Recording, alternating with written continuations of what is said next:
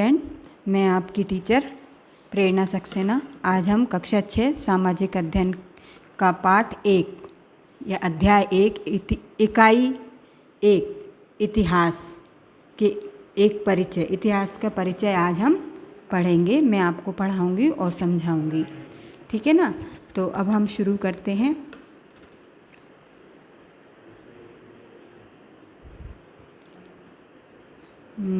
इतिहास क्या है? इतिहास क्या है, अब हम इसके बारे में जानेंगे। इतिहास को उपलब्ध अवशेषों और अभिलेखों के आधार पर प्राचीन घटनाओं के व्यवस्थित तथा विशिष्ट अध्ययन के रूप में परिभाषित किया जा सकता है, जो हमें बताता है कि प्राचीन काल में मानव कैसे रहते थे, पुरुष और स्त्री किस प्रकार की समस्याओं का सामना करते थे। पुराने समय में मानव कैसे रहता था और स्त्री पुरुष आपस में कौन कौन सी समस्याओं का सामना करते थे और उन्हें किस प्रकार हल करते थे। इतिहास हमें बताता है कि लोगों ने किस प्रकार नए आविष्कार और खोजें की जो उनके विकास में सहायक सिद्ध हुई। हमें इतिहास का अध्ययन क्यों करना चाहिए? हमें इतिहास का अध्ययन, इसके बारे में जानकारी दी गई है। हमें इतिहास का अध्ययन क्यों करना चाहिए? इसके बहुत से कारण हैं। इतिहास का अध्ययन निम्न कारणों से महत्वपूर्ण है। नंबर 1, इतिहास का अध्ययन प्राचीन बुराइयों जैसे दास प्रथा, जाति प्रथा आदि से मुक्त नए विश्व के निर्माण में हमारी सहायता करता है। नंबर 2, यह हमारे अतीत यानी जो बीत चुका है उसके को जानने में हमारी सहायता करता है।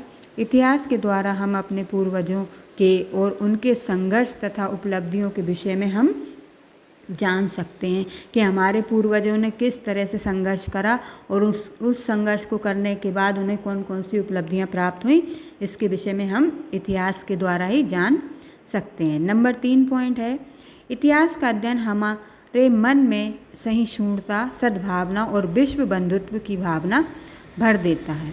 इतिहास के पन्नों में हम पढ़ सकते हैं कि विश्व युद्धों में राष्ट्रवाद का कैसा परिणाम रहा और यह मानव जाति के विकास के लिए कितना हानिकारक सिद्ध हुआ।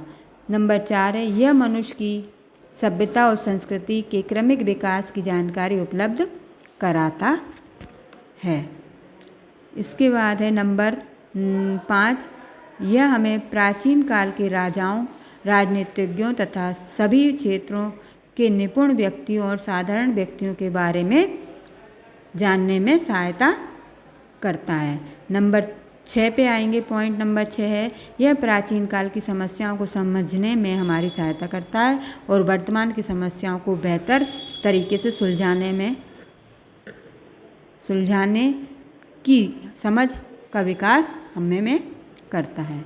नंबर 7 पॉइंट है, इतिहास का अध्ययन हमें समाज की उत्पत्ति और क्रमिक विकास के विषय में बताता है, जो विभिन्न समुदायों, विभिन्न धर्मों, भाषाओं, सभ्यताओं और संस्कृतियों से मिलकर बनी है।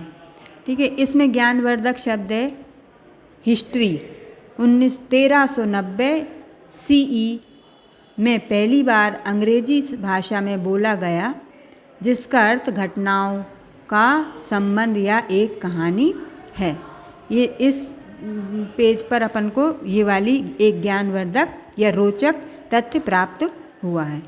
आदि ऐतिहासिक एवं ऐतिहासिक काल, प्रागैतिहासिक काल मनुष्य जीवन का वह काल है जिसका कोई लिखित साक्ष्य उपलब्ध नहीं होता। मतलब जो मनुष्य जीवन का वह काल, प्रागैतिहासिक काल वह है जिसमें लिखित कोई प्रमाण नहीं है हमारे पास। इतिहासकारों ने हड्डियों, औजारों, हथियारों और गुफाओं जैसे स्थायी अवशेषों के अध्ययन के द्वारा इस काल से संबंधित निष्कर्ष निकाले हैं। इसका ज्ञानवर्धक पॉइंट ये दिया गया है कि मानव जीवन की बहुत सी उपलब्धियां मनुष्य ने लिखना सीखने से पहले प्राप्त कर ली थी, जैसे आग और पहिए की खोज। अब पेज टर्न करेंगे या पलटेंगे, अगले पेज पर आएंगे। तो अब कभी कभी मौलिक रूप में जीवन व्यतीत करने वाले आदिवासियों को देखकर इतिहासकार प्रागैतिहासिक काल मानव के विषय में अपने निष्कर्ष को सिद्ध करते हैं। आदि ऐतिहासिक काल, यह काल प्रागैतिहासिक और प्रमाणिक ऐतिहासिक काल के आरंभ के मध्य का काल है। हमें इस काल के कुछ लिखित प्रमाण मिलते हैं। इस काल में हमें कुछ लिखित प्रमाण मिले हैं, लेकिन वे प्रमाण किसी काल को पूर्णतः जानने के लिए कम हैं। लिखित तो प्रमाण मिले हैं, लेकिन वे हमें पूर्णतः जानकारी उपलब्ध नहीं करवा पा रहे हैं, कम है जानकारी प्राप्त करने में, तथा अभी भी उनका आशय निकालना शेष है। यह जानवरों और मनुष्यों के शरीर की छाप है, जो लाखों वर्ष तक उसमें दबे रहे। दूसरा, इसमें अब पहला पॉइंट दिया है जीवाश्म। आदि ऐतिहासिक काल में पहला पॉइंट दिया है जीवाश्म। ये निशान या छाप, निशान को एक छाप भी कहते हैं, सामान्यतः शरीर के कठोर भाग जैसे हड्डियों या खोपड़ियों से बने होते हैं, जो चट्टानों पर स्थायी चिन्ह छोड़ते हैं। वर्तमान में समाप्त हो चुके जानवरों की सूचनाओं का मुख्य स्रोत जीवाश्म है, जैसे डायनासोर। जो डायनासोर हैं वो अब विलुप्त बिल्कुल हो चुके हैं, तो उनके बारे में हमें जीवाश्म से ही पता चलता है। नंबर 2 पे स्मारक। मंदिर, किले, महल और दूसरे भवन जिनका निर्माण किसी विशेष उद्देश्य के लिए हुआ हो, स्मारक कहलाते हैं। इन स्मारकों का अध्ययन उन अवसरों के विषय में जिस पर ये बने थे, तत्कालिक कला कौशल, बनवाने वाले के धर्म आदि के विषय में महत्वपूर्ण सूचनाएं हमें देता है। स्मारक किसने बनवाए थे, तत्कालिक कला कौशल क्या था उसका, और उसका क्या धर्म था, उसके बारे में हमें महत्वपूर्ण सूचनाएं स्मारकों के द्वारा प्राप्त होती हैं। जैसे सांची स्तूप, अशोक स्तंभ, नालंदा विश्वविद्यालय और ममतापुरम का शोर मंदिर आदि प्राचीन काल में बने भारतीय स्मारकों के कुछ उदाहरण हैं। अब नंबर 3 जो पॉइंट दिया है वो है कलाकृतियाँ। तो कलाकृति पढ़ेंगे। अब कलाकृतियों में मूर्तियाँ तथा चित्र आते हैं। कलाकृति जो बनाते हैं उसमें क्या आते हैं, मूर्तियाँ और चित्र आते हैं। ये कलाकृतियाँ प्राचीन लोगों की सांस्कृतिक जीवन शैली को समझाने में हमारी सहायता करती है। तक्षशिला में मिले नमूने जो कनिष्क काल से संबंधित हैं, गंधार कला और राजा कुषाण के धार्मिक मान्यताओं पर प्रकाश डालते हैं। गुप्त काल की मूर्तियाँ तथा चित्र अब भी एलोरा की गुफाओं में सुरक्षित हैं, जो उस समय के लोगों की धार्मिक मान्यताओं के विषय में सूक्ष्मता से सूचना हमें देते हैं। इसके बाद नंबर 4 पे आते हैं शिलालेख। शिलालेख क्या कहलाते हैं? शिलालेख पत्थरों और धातु इत्यादि पर लिखे शब्द होते हैं। शिलालेख मतलब बड़े बड़े पत्थरों पर लिखे गए लेख या धातुओं पर लिखे गए लेख। भारत में असंख्य शिलालेख पत्थरों पर, स्तंभ व धात्विक प्लेटों पर पाए गए हैं।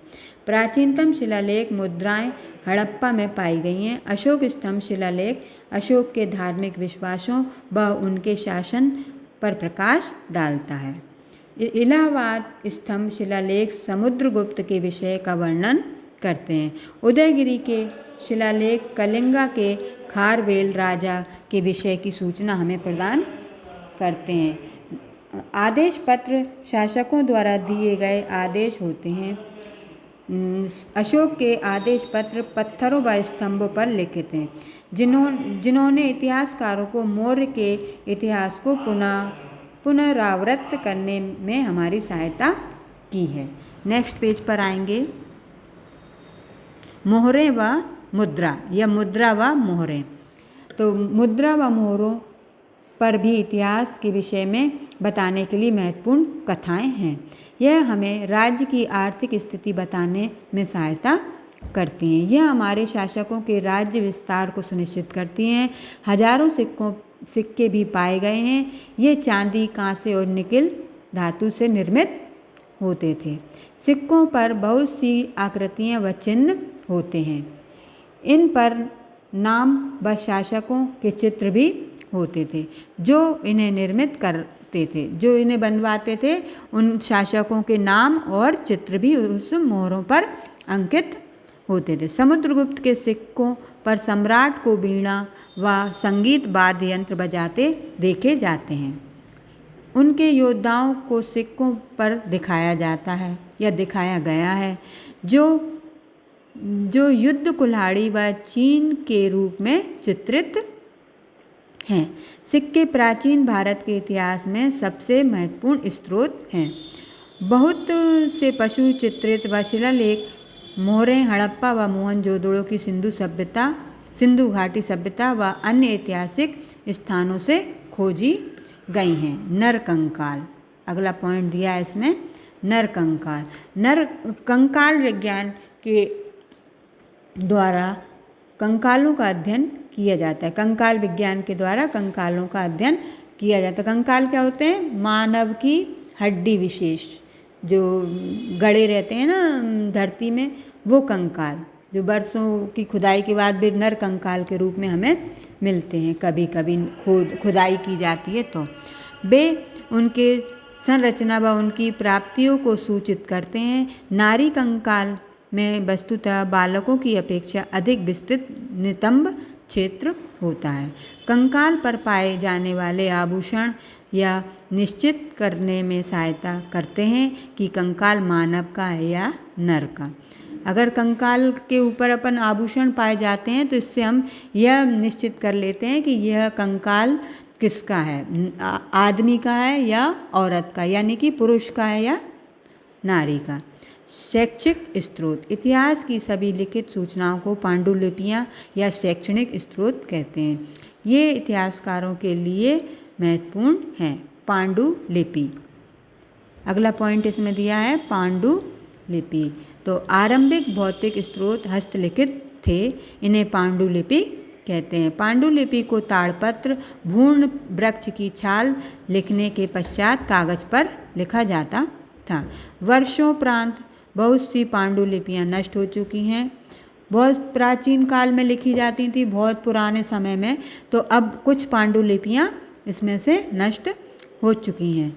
इनमें से कुछ अभी भी मंदिरों, मठों व लेखागारों में सुरक्षित रखी गई और कुछ मंदिरों में, मठों में और लेखागारों में सुरक्षित रखी गई हैं। ये इतिहास के सामाजिक व आर्थिक जीवन, धार्मिक विश्वासों, इतिहास में संस्कृति के प्रयोग पर प्रकाश डालते हैं।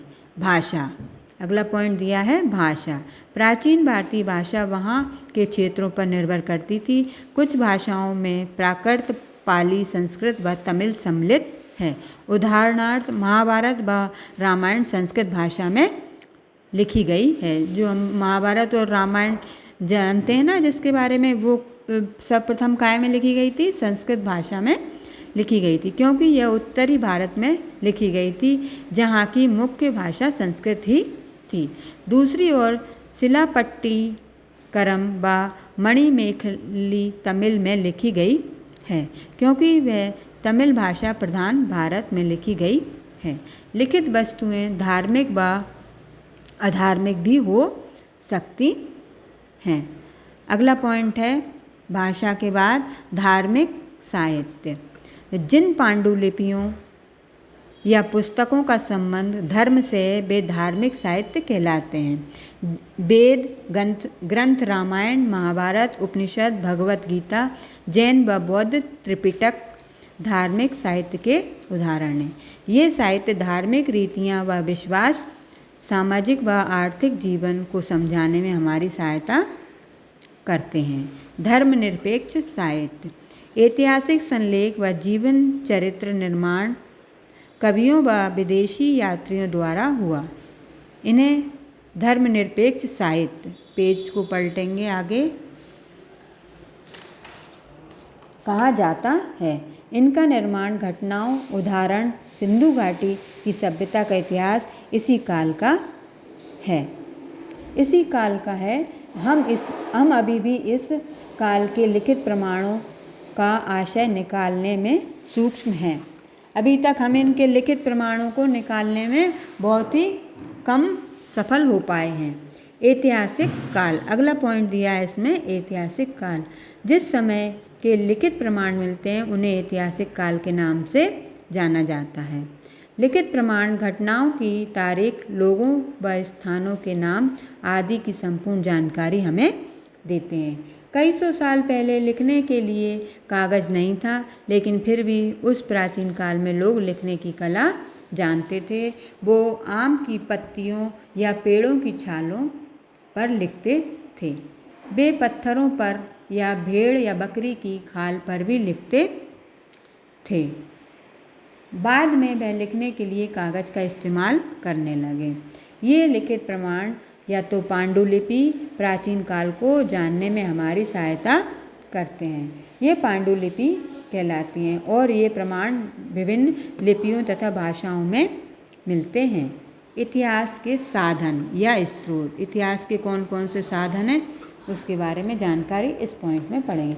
इतिहासकारों द्वारा अपने इतिहास के अध्ययन में प्रयोग किए जाने वाली वस्तुओं को स्रोत के रूप में जाना जाता है। आइए देखते हैं कि एक इतिहासकार उपलब्ध साक्ष्यों का अध्ययन किस प्रकार करता है और उससे किस प्रकार निष्कर्ष निकालता है। साक्ष्यों को दो श्रेणियों में विभाजित किया गया है या किया जा सकता है, ऐतिहासिक स्रोत और लिखित स्रोत। नंबर 1 पे आते हैं ऐतिहासिक साधन या स्रोत। पुरातत्व शास्त्र बहुत समय पहले छोड़ी गई वस्तुओं के अवशेषों के आधार पर प्राचीन सभ्यता और मनुष्य जीवन का अध्ययन है।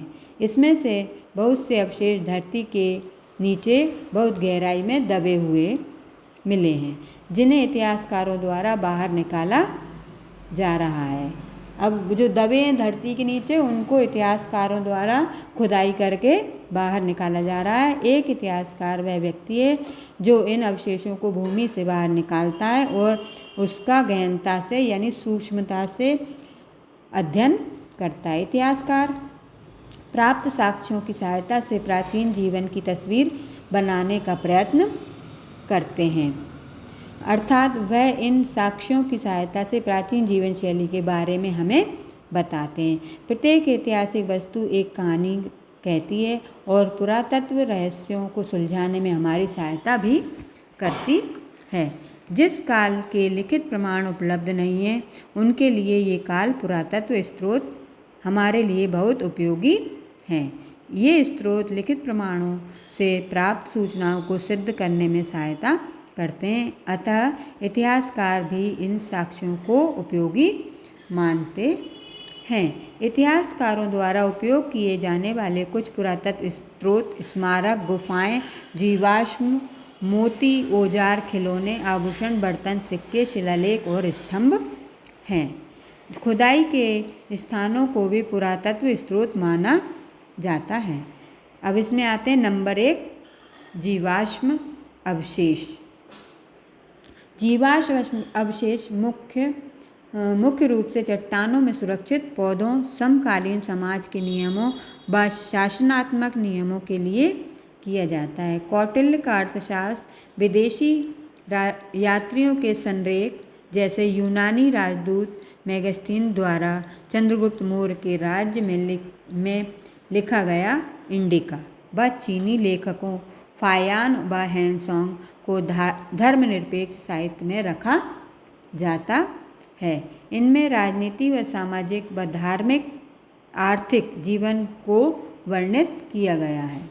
ऐतिहासिक साहित्य। ऐतिहासिक साहित्य में प्राचीन शासकों के जीवन वृत्त जैसे हर्षचरित सम्मिलित है। समय रेखा। समय रेखा क्या है इसके बारे में बताया है। ईसा पूर्व। ऐतिहासिक घटनाओं को ईसा पूर्व व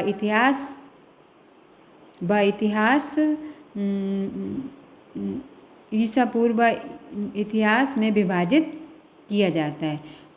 ईसा पूर्व का अर्थ है ईसा पूर्व। ई बिंदी पू बिंदी का अर्थ होता है ईसा पूर्व। इसका संबंध ईसा मसीह के जन्म से पहले पूर्व माने पहले के इतिहास के रूप में है। ईसा का अर्थ है सामान्य समय। इसका संबंध ईसा मसीह के पश्चात से है। पेज पलटेंगे। इतिहासकार इतिहास की घटनाओं को समय अनुसार क्रम में व्यवस्थित करते हैं, जिसे काल जैविकी कहते हैं। इसके इतिहास की घटनाओं को समय रेखा पर रेखांकित किया जाता है। ये जो सारणी दी है वो हमें इतिहास की घटनाओं की समय रेखा बताती है। भौगोलिक समय सारणी, आगे का पॉइंट है भौगोलिक समय सारणी। तो देश की भौगोलिक यह स्थिति इतिहास को प्रभावित करती है। वस्तुतः भूगोल के बिना इतिहास अधूरा है। अगर भूगोल नहीं है तो इतिहास हमेशा अधूरा ही रहता है।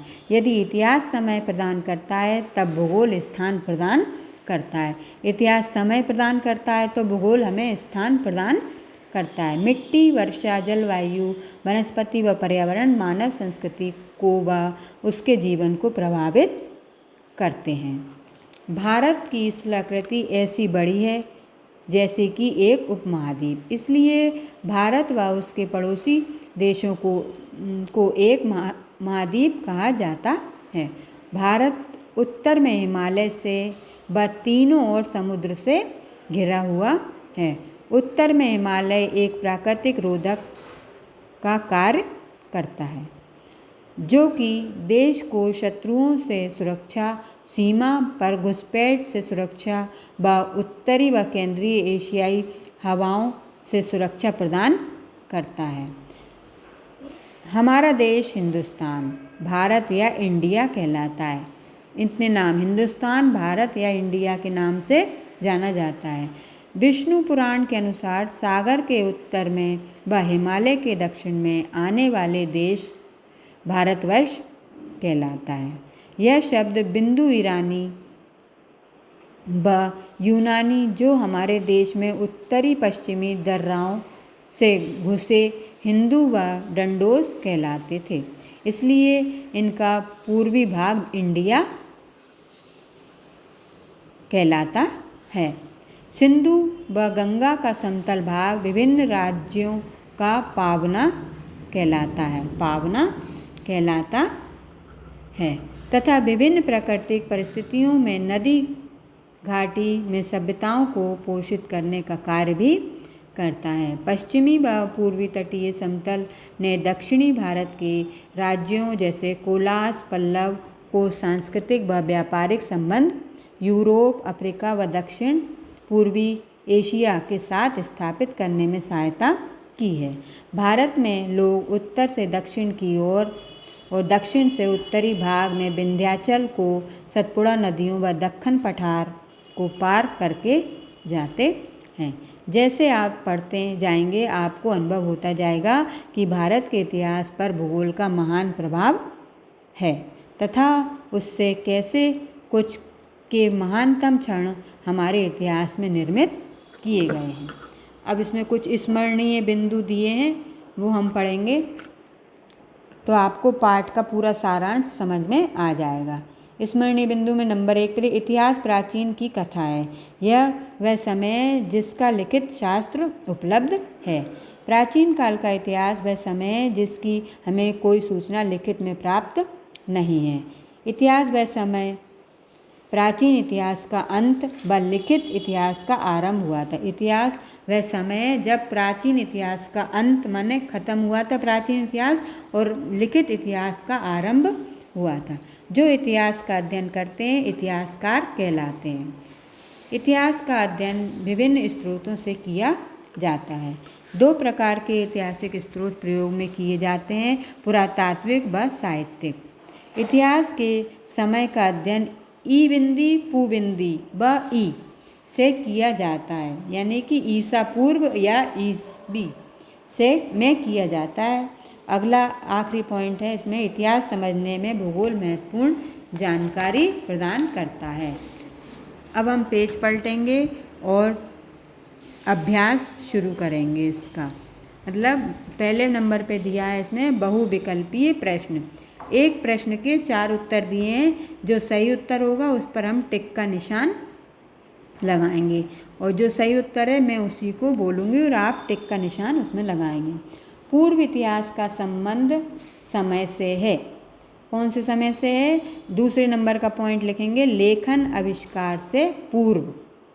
ठीक है, कौन सा लगाएंगे? लेखन आविष्कार से पूर्व। दूसरा नंबर का प्रश्न है निम्न में से कौन सा पुरातात्विक स्रोत है?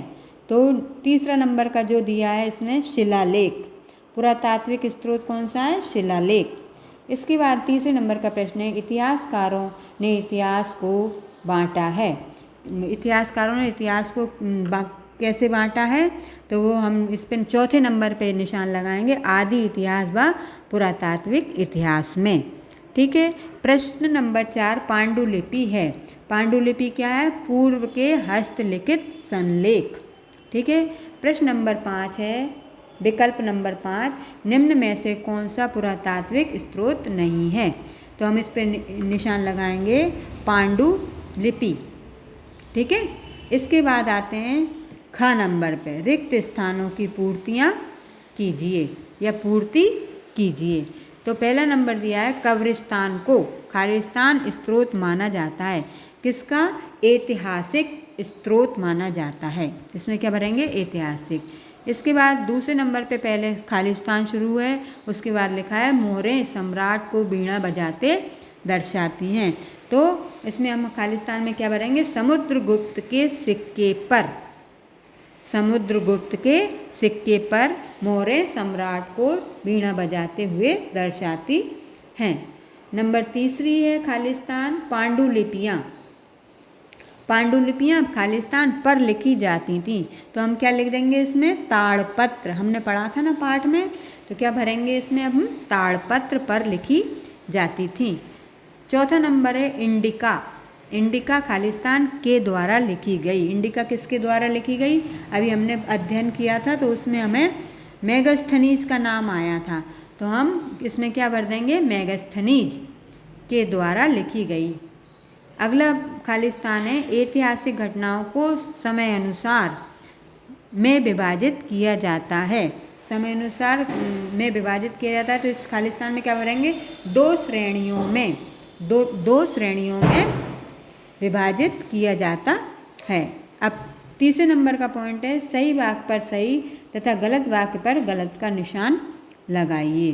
तो इसमें जो सही हैं वो वैसे तो सारे ही सही हैं, मैं पढ़ देती हूँ, आप टिक लगा लीजिए। भारत की स्थलाकृति ऐसी बड़ी है जैसे कि एक उपमहाद्वीप। सही। नंबर 2, मौर्य वंश राजा अशोक के शिलालेख भारत में प्राचीनतम शिलालेख हैं। इस पे भी सही। ईसा मसीह का जन्म ईसा पूर्व में माना जाता है। ये भी सही। पृथ्वी से खुदाई में वस्तु निकालने वाला तथा उसका अध्ययन करने वाला व्यक्ति पुरातत्ववेत्ता कहलाता है। तो क्या कहलाता है वो व्यक्ति? जो खुदाई करके उसका अध्ययन करता है, तो उसको क्या कहते हैं हम? पुरातत्ववेत्ता कहते हैं क्या? नहीं कहते। तो इसमें अपन गलत निशान लगा देंगे। ठीक है। इसके बाद नंबर 5वां दिया है, ऐतिहासिक महत्व वाली इमारतें स्मारक कहलाती हैं। यह अपना पॉइंट सही है। आगे हम बढ़ेंगे पेज पर, तो दिया है क्या? सही मिलान कीजिए। सही मिलान कीजिए, मैं पढ़े देती हूँ, आप फिर मैं मिलाए भी देती हूँ, लेकिन फिर आप जो उसमें दी गई है वीडियो में आपके में आ रहे हैं नंबर, उनको आप लगा लीजिएगा अपनी किताब में। जीवाश्म क्या होते हैं? पेड़ पौधे व पशुओं के अवशेष। तो चौथे नंबर की जोड़ी पहले नंबर से मेल खा रही है। समुद्रगुप्त दूसरे नंबर पे जोड़ी है समुद्रगुप्त। समुद्रगुप्त कौन थे? चीनी यात्री। तो चीनी यात्री कहाँ पर लिखा है? इस तरफ तीसरी जोड़ी में। तो दूसरे नंबर की जोड़ी इस तरफ से तीसरे नंबर की जोड़ी से मेल खा रही है। तो समुद्रगुप्त कौन है? चीनी यात्री। रामायण काय में लिखी गई थी सर्वप्रथम? संस्कृत भाषा में। तो अपन संस्कृत पर निशान लगाएंगे। शिलालेख क्या होते हैं? पाषाण धात्विक शब्द शिलालेख कहलाते हैं। और फायान कौन था? इलाहाबाद शिलालेख। तो ये हो गया शिलालेख। और फायान कौन था? अपना चीनी यात्री। ठीक है।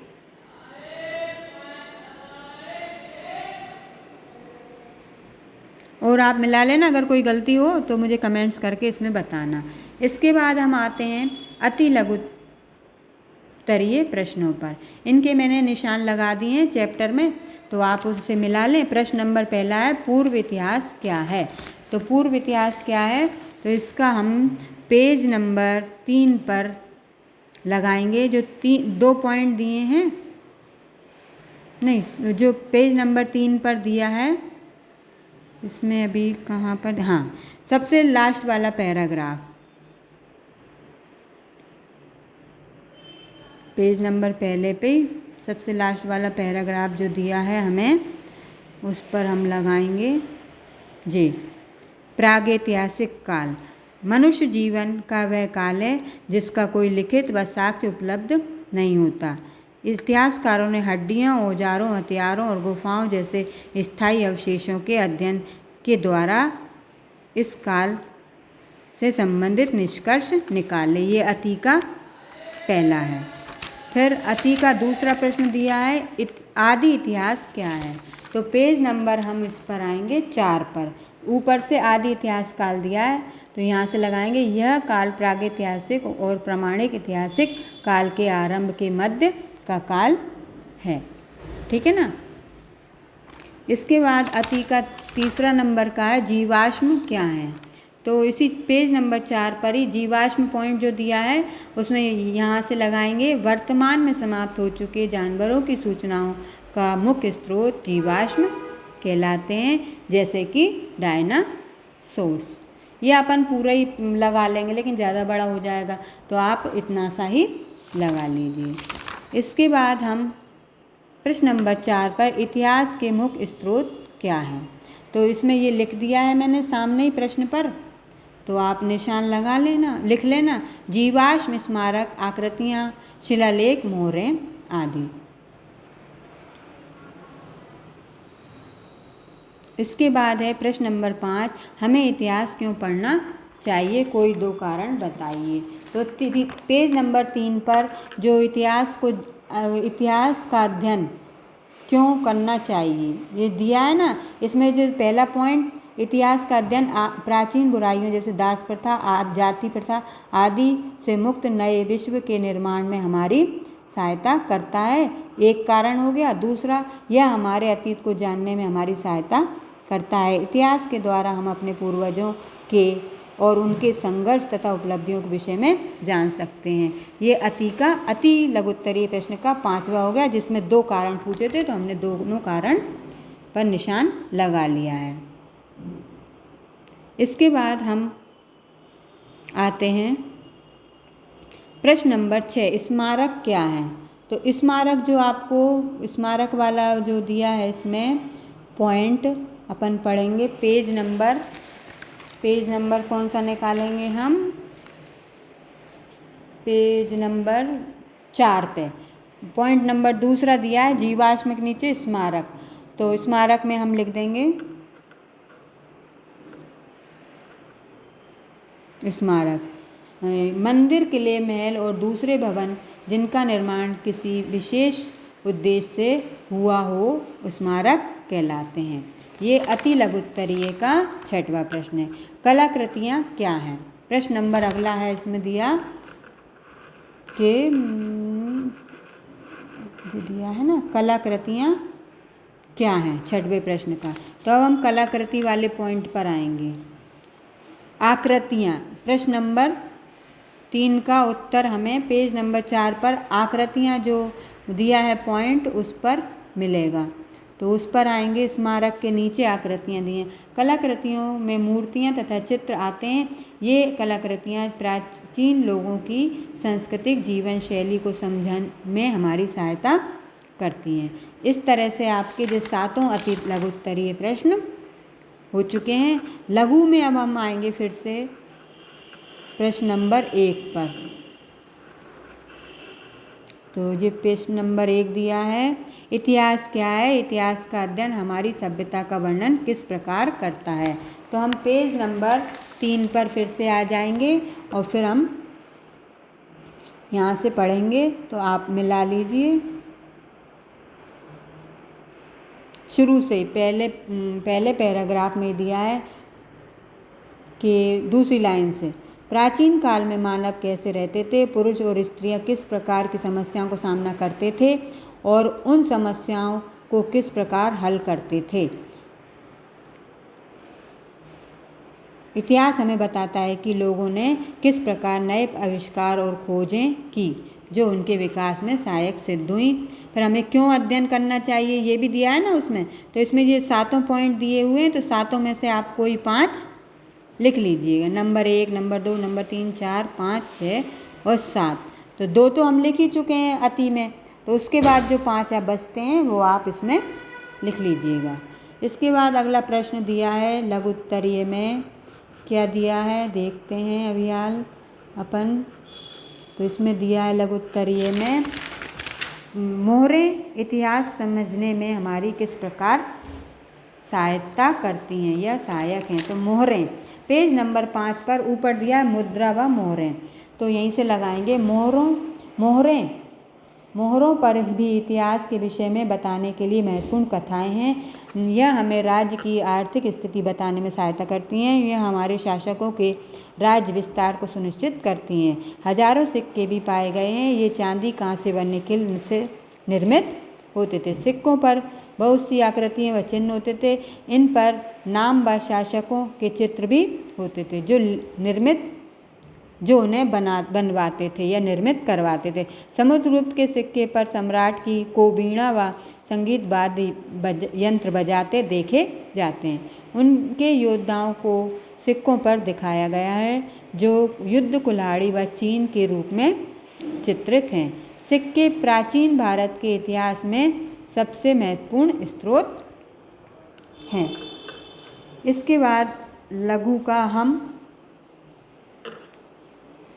तीसरा प्रश्न। अब तीसरा प्रश्न जो दिया है वो क्या दिया है आपको, यदि शिलालेख इतिहास के विषय में क्या बताते हैं। तो शिलालेख, अब हम शिलालेख पर आएंगे पेज नंबर 4 पर। पेज नंबर 4 पर शिलालेख दिया है, उसको हम सबसे नीचे जो पैराग्राफ है शिलालेख यहाँ से लगाएंगे। लघु उत्तरीय प्रश्न का तीसरा, शिलालेख पत्थरों और धातु इत्यादि पर लिखे गए शब्द होते हैं। भारत में असंख्य शिलालेख पत्थरों पर, स्तंभ व धार्मिक प्लेटों पर पाए गए हैं। प्राचीनतम शिलालेख मुद्राएं हड़प्पा में पाई गई हैं। अशोक स्तंभ शिलालेख अशोक के धार्मिक विश्वासों व उनके शासन पर प्रकाश डालता है। इलाहाबाद स्तंभ शिलालेख समुद्रगुप्त के विषय का वर्णन करते हैं। उदयगिरी के शिलालेख कलिंगा के खारवेल राजा के विषय में की सूचनाएं प्रदान करते हैं। आदेश पत्र शासकों द्वारा दिए गए आदेश होते हैं। अशोक के आदेश पत्र पत्थरों व स्तंभों पर लिखित हैं, जिन्होंने इतिहासकारों को मौर्य के इतिहास को पुनरावृत्त करने में सहायता की है। यहाँ तक उत्तर लगा लिया। अब प्रश्न नंबर 4 पर आएंगे हम। प्रश्न नंबर 4 क्या दिया है पढ़ेंगे इसको। पहले 4 नंबर का प्रश्न है, धार्मिक व धर्मनिरपेक्ष साहित्य क्या है। तो पेज नंबर 5 पर सबसे नीचे धर्मनिरपेक्ष साहित्य और धार्मिक साहित्य ये दोनों दिए, तो दोनों पॉइंटों में हम पढ़ेंगे, वहाँ तक आप निशान लगाएंगे। मैं पढ़ रही हूँ जी। तो जिन पांडुलिपि या पुस्तकों का संबंध धर्म से है वे धार्मिक साहित्य कहलाते हैं। वेद ग्रंथ रामायण महाभारत उपनिषद भगवत गीता जैसे जैन बौद्ध त्रिपिटक धार्मिक साहित्य के उदाहरण हैं। यहाँ तक तो धार्मिक साहित्य हो गया। उसी के नीचे धर्मनिरपेक्ष दिया है। तो ऐतिहासिक संलेख व जीवन चरित्र जिनका निर्माण कवियों व विदेशी यात्रियों द्वारा हुआ उन्हें धर्मनिरपेक्ष साहित्य कहा जाता है। पेज पलटेंगे तो इसका निर्माण घटनाओं उदाहरणतः सिंधु घाटी की सभ्यता का इतिहास भी इसी काल का है।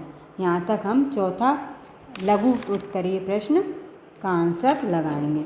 अब प्रश्न नंबर 5 दिया है, क्या दिया है, ये दिया है कि इतिहास क्या है, अपने शब्दों में समझाइए। तो वहीं अपन पेज नंबर 3 पर आते हैं। 3 पर आ गए।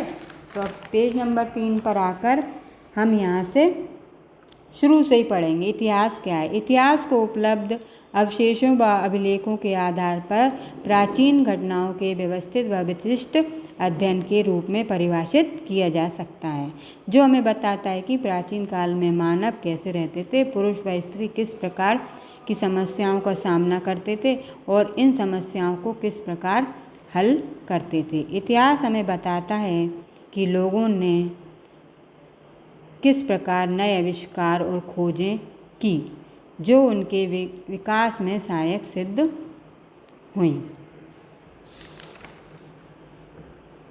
ठीक है। इसके बाद आते हैं हम दीर्घ उत्तरीय प्रश्नों पर।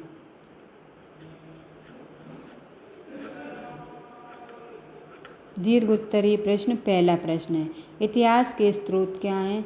ये हमें पूर्व के पुनर्निर्माण में कैसे सहायता करते हैं। तो अब हम दीर्घ का पहला प्रश्न का उत्तर लगाएंगे। तो वो कहाँ से लगाएंगे भाई, पेज नंबर आते हैं हम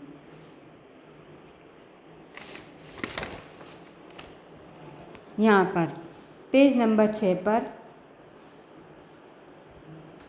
इतिहास के साधन या स्रोत, तो यहाँ से लगाएंगे पुरातत्व शास्त्र बहुत समय पहले छोड़ी गई वस्तुओं के अवशेषों के आधार पर प्राचीन सभ्यता और मनुष्य जीवन का अध्ययन है। यहाँ से शुरू करेंगे और पूरा पैराग्राफ कहाँ तक लगा लेंगे। इतिहासकारों द्वारा उपयोग किए जाने वाले कुछ पुरातत्व स्रोत, स्मारक, गुफाएं, जीवाश्म, मोती, औजार, खिलौने, आभूषण, बर्तन, सिक्के, शिलालेख और स्तंभें, खुदाई के स्थानों को भी पुरातत्व स्रोत माना जाता है। यहाँ तक उत्तर अपना हो गया। कहाँ तक? पेज नंबर 6 पर, जो पेज नंबर 6 पर दिया है ना, ये वाला लगा हुआ है निशान, पूरा आप उतार लीजिएगा। अब प्रश्न नंबर दूसरे, दीर्घ का दूसरा प्रश्न पे आते हैं। दीर्घ का दूसरा प्रश्न दिया है, ऐतिहासिक स्रोत प्रदान करने में भारत की भौगोलिक स्थिति महत्वपूर्ण क्यों है? तो अब हम पेज नंबर 7 पर आ जाते हैं। पेज नंबर 7 पर आते हैं। तो ये दिया ना, भौगोलिक समय सारणी या स्थिति, तो ये अपन यहाँ से लगाएंगे।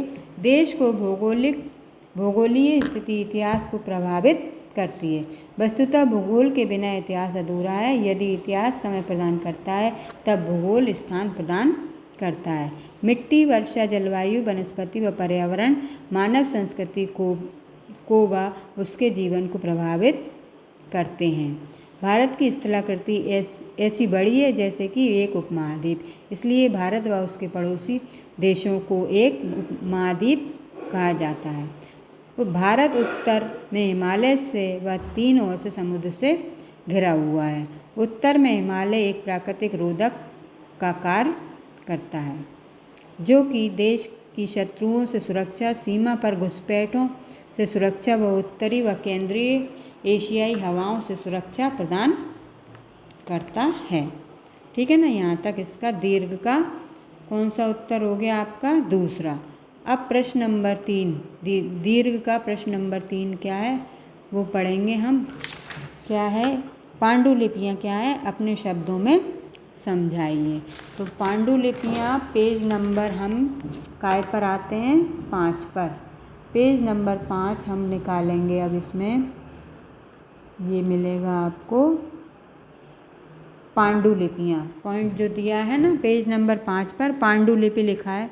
तो हम यहाँ से शुरू करेंगे लिखना। आरंभिक भौतिक स्रोत हस्तलिखित थे, इन्हें पांडुलिपि कहते हैं। पांडुलिपि को ताड़पत्र, भूर्ण वृक्ष की छाल लिखने के पश्चात कागज पर लिखा जाता था। वर्षोपरांत बहुत सी पांडुलिपियाँ नष्ट हो गई हैं। इनमें से कुछ अभी भी मंदिरों, मठों और लेखागारों में सुरक्षित रखी गई हैं।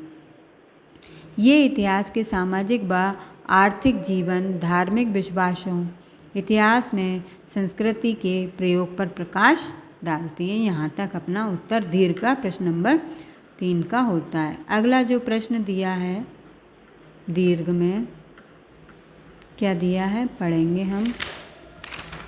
धार्मिक साहित्य व धर्मनिरपेक्ष साहित्य के विषय में बताइए। तो ये जो धार्मिक साहित्य और धर्मनिरपेक्ष साहित्य है, ये दोनों हम लघु उत्तरीय प्रश्न में इसका उत्तर लिख चुके हैं, जो कि आपका पेज नंबर किस पर था, पेज नंबर 5 पर था। पेज नंबर 5 कहाँ है, पेज नंबर 5 निकालते, ये नीचे से ही। तो ये दोनों अपन लिख चुके हैं, इसलिए अगर हम दोबारा ना भी लिखें तो चल जाएगा। इसलिए चौथा नंबर का जो प्रश्न है उसको हम कट कर देते हैं। इस तरह से आज हमारा ये पाठ 1 अध्याय 1 इतिहास का कंप्लीट होता है। इसमें थोड़ा जोड़ियों में मुझे डाउट लग रहा है, तो अगर आपको सही लगे तो फिर मुझे कमेंट्स करके बता दें, नहीं तो फिर मैं आगे सही करवा दूँगी, ठीक है ना।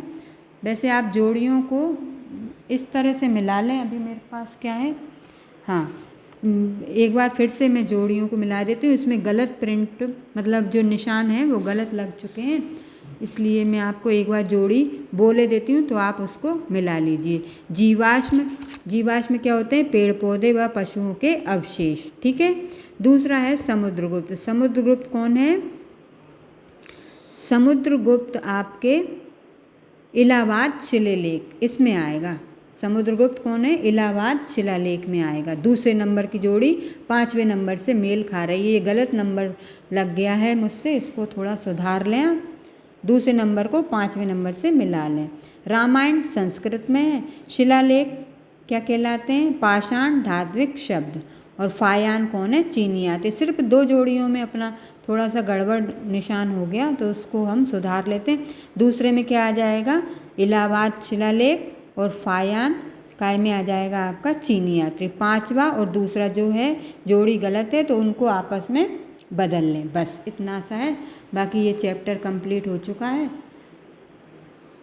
इसको समझें, पढ़ें और आप अपनी कॉपी में नोट डाउन कर लें। आगे की कक्षा में मिलेंगे, तब मैं आगे अध्ययन आपको और करवाऊंगी। थैंक यू, धन्यवाद।